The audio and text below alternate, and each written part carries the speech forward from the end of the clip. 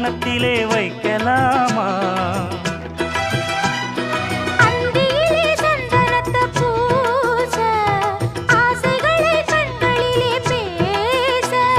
சேலையிலே நீ விசிறி வீச, காலையிலே பார்த்த கண்ணு கூச.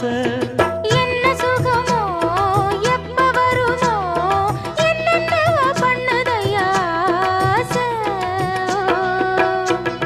மலையோரம் மாங்குருவி மாவிலையில் பாட்டெழுதி பாடுதடி.